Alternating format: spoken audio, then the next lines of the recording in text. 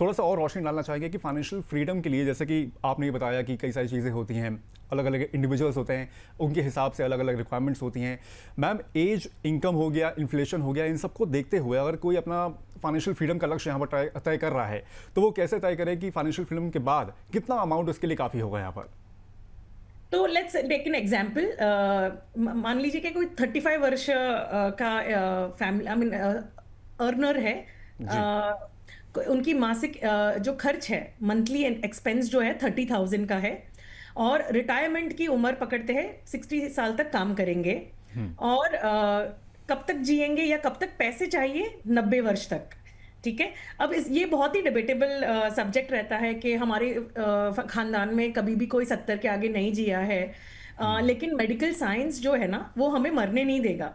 तो हमें पैसे, अगर हम प्लानिंग कर रहे हैं रिटायरमेंट की, या हम कह दीजिए कि फाइनेंशियल फ्रीडम की, तो हमें सारी चीज़ें ध्यान में रखना ज़रूरी है। तो सालाना औसत जो है, महंगाई का दर जो हम पकड़ते हैं, इन्फ्लेशन जो हम कहते हैं, हमने इस पे काफ़ी शोज़ भी किए हैं कि इन्फ्लेशन क्यों ज़रूरी है और हमें क्यों कैलकुलेशन करते वक्त ध्यान में रखना है। तो एवरेजली 6% हम पकड़ना चाहते हैं कि आज के ज़माने में एक normal house hold, family of 4 के लिए 6% एवरेज इन्फ्लेशन हम पकड़ सकते हैं कैलकुलेशन के लिए। जी। और अज्यूमिंग के 7 साल 60 के एज तक निवेश करेंगे, और इन्वेस्ट करते वक्त आपको रिटर्न मिलेंगे 12%, और रिटायरमेंट होने के बाद भी जो इन्वेस्टमेंट है वो 12% अर्न करना कंटिन्यू करेगा।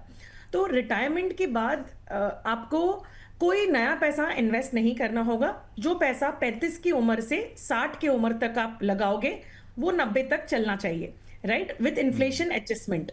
तो महीने का जो आज 30,000 घर खर्च है 35 वर्षीय इंसान के लिए, जब 60 के होंगे उनका मासिक जरूरत 1.28 लाख होगा, राइट। और ये एग्जैक्टली। 1.28 लाख 61 एज पे होगा।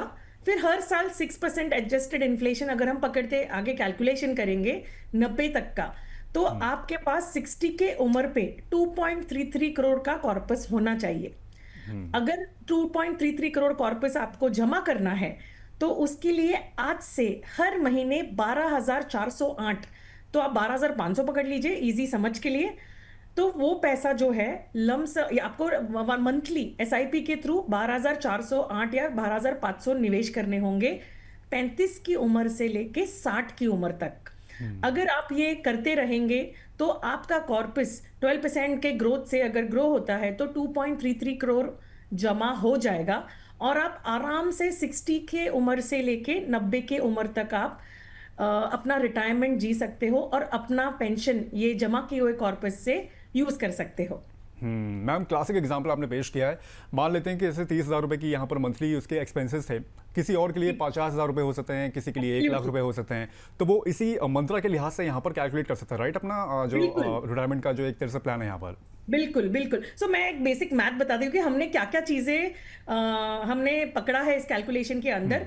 तो पहला है कि आपको अपनी उम्र, आप कब तक काम करना चाहोगे, कब तक जियोगे। तो जनरली हम कहना चाहते हैं कि आप 90 साल तक तो जियोगे कम से कम, बिकॉज जो लॉन्जिटिविटी है ह्यूमन एज की, वो बढ़ रही है with every passing by year, with changes and improvements happening in medical sciences, right. तो इसलिए हमें एज हमारा कॉर्पस जब हम प्लान कर रहे हैं, तो एक्स्ट्रा अगर पैसा जमा हो गया तो अच्छी बात है, आप एज अ लेगेसी अपने फैमिली को देके जा सकते हो।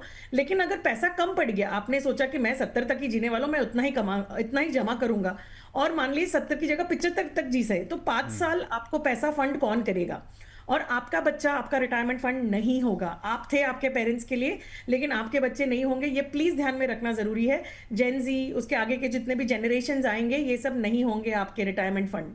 तो बहुत जरूरी है ध्यान में रखते वक्त कि इन्वेस्टमेंट करिए, आज से कीजिए। अब 35 की उम्र पे शुरू कर रहे हैं तो ऑलरेडी आप लेट हो। अगर आपने 23 की उम्र से स्टार्ट किया था तो आपके ऑलरेडी 12 साल पास हो चुके हैं, राइट। तो 2-3 चीजें हैं कि आप कहोगे कि निशा, हमारे बहुत सारे गोल्स होते हैं, तो रिटायरमेंट में इतने पैसे चले जाएंगे तो कैसे होगा?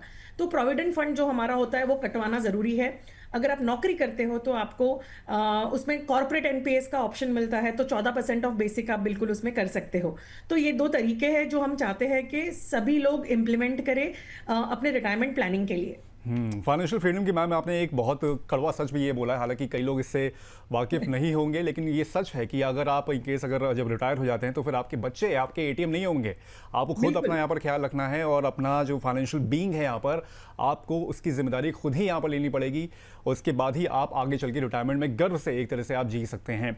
लेकिन मैम क्या लगता है कि फाइनेंशियल फ्रीडम का जो लक्ष्य है सिर्फ रिटायरमेंट के बाद की ज़रूरतों से जुड़ा होना चाहिए, या फिर बच्चों की पढ़ाई हो गया, शादी हो गया, घर खरीदने और दूसरे बड़े लक्ष्यों को भी इस पोर्टफोलियो का हिस्सा यहाँ पर बनाना चाहिए?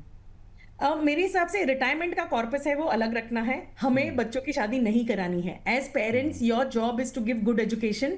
उसके लिए कोई भी मेहनत करनी पड़े, एक्स्ट्रा काम करना पड़े तो बिल्कुल एज पेरेंट्स कीजिएगा। लेकिन बच्चों की शादी के लिए गोल आपका रिटायरमेंट जो है वो कॉम्प्रोमाइज नहीं होना चाहिए। हम बहुत सारे सिचुएशन देखते हैं। एग्जाम्पल मैं कहती हूँ कि किसी ने 30 की उम्र पे शादी की, 30 to 33 की उम्र पे पहला बच्चा हुआ, दूसरा बच्चा 36 की उम्र तक हो गया।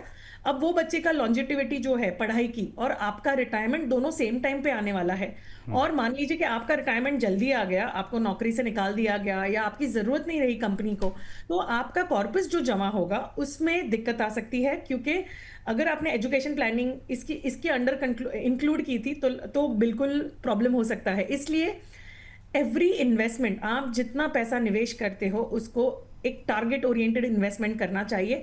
रिटायरमेंट हमेशा अलग रहना चाहिए। बच्चों के लिए, एजुकेशन के लिए जब भी आप अपना फैमिली प्लान कर रहे हो तब से आप निवेश करना शुरू कीजिए, सो दैट डिलीवरी का खर्चा, अगर कोई एनआईसीयू का बीमारी कुछ आ जाता है, बच्चे के बर्थ के वक्त कोई कॉम्प्लिकेशन आ जाता है, तो आपको अपना रिटायरमेंट पैसा को डिग नहीं करना पड़ेगा।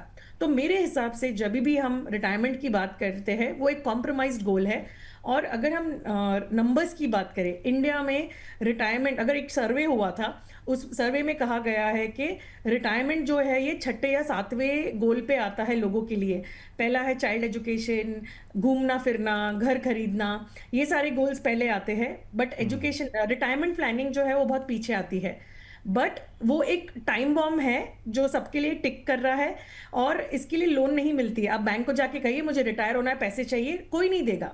राइट? तो इट्स वेरी इंपॉर्टेंट कि रिटायरमेंट को एक अलग लक्ष्य रखें और उसे अचीव करने की कोशिश कीजिए। मैम यानी कि जो कैलकुलेशन हम लोग यहाँ पर देख रहे हैं उसके अलावा यहाँ पर जो जैसे 30,000 रुपए का एग्जाम्पल यहाँ पर है, उसके अलावा इनकेस जो रिटायरमेंट प्लानिंग के अलावा जो गोल्स यहाँ पर होते हैं उसके लिए एक अलग से प्लानिंग करने की यहाँ पर जरूरत है, राइट? यस।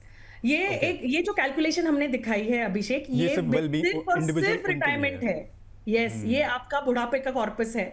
इसे हाथ नहीं लगाना है कोई भी चीजों के लिए। घर का डाउन पेमेंट चाहिए, या मैं एक क्लासिक एग्जांपल देना चाहूंगी। मैं मूवी फ्रीक हूं, तो अगर हम मूवी की बात करें तो अगर आप बागबान मूवी के पास का रिफ्लेक्शन देखेंगे, राइट, अमिताभ बच्चन जी ने अपने पीएफ का लास्ट पैसा उठा के बेटे को दे दिया था गाड़ी की डाउन पेमेंट करने के लिए, और वही बेटा उनका ध्यान नहीं रखने को तैयार था। राइट? तो ये सारी गलतियां रिटायरमेंट प्लानिंग करते वक्त नहीं होनी चाहिए। बागबान के अमिताभ बच्चन बनने की यहाँ पर आपको जरूरत नहीं है। अपना बिल्कुल। रिटायरमेंट के लिए अपने रिटायरमेंट के लिए अपने आप पूरी यहाँ पर कोशिश करें। और बच्चों के लिए इनकेस अगर यहाँ पर आप कुछ टारगेट्स लेके चल रहे हैं तो उसके लिए यहाँ पर अलग से प्लानिंग करके चलें। और उसके लिए भी यहाँ पर निशा मैम होंगी, तमाम एक्सपर्ट्स होते हैं, उसके लिए भी हम लोग यहाँ पर उनसे जानकारी यहाँ पर लेते ही लेते हैं।